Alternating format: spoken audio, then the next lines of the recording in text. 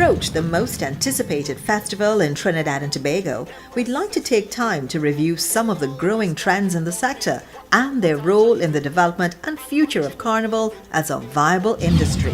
Carnival Tuesday is the prize that all masqueraders collectively gain from their season, and it is simply because they're able to prance, dance and display their dazzling costumes in full regalia on the much anticipated day. Herein lies the twist, as said costume is the main ingredient that distinguishes band from band, backline from frontline, and in some cases, the haves from the lesser haves.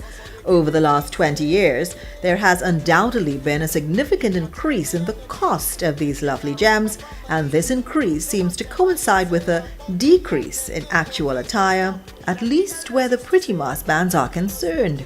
For this edition of Eye on Carnival, we take an extensive exploration into this growing trend and the greater impact it poses on the future of Carnival.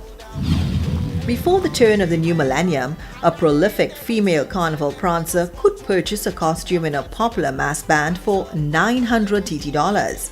Fast forward 7 years later, and the cost of the average female costume rose to $3,500. In 2018, the price has skyrocketed to approximately $6,000 if one wants to look at least semi-decent on Carnival Tuesday.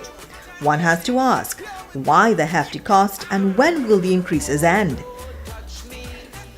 One of the reasons costumes are so expensive may be because there was once a whole that has been deconstructed into parts. Mass bands seem to specialize in the art of addition, and by that we mean add feathered headpiece for $650, add collar for $500, add extra bikini bottoms for whatever.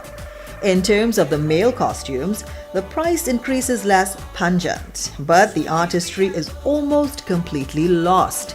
So much so that most bands no longer show male masqueraders on the homepage of their websites. Faye Lyon said it best, Carnivals is girls, girls, girls, girls.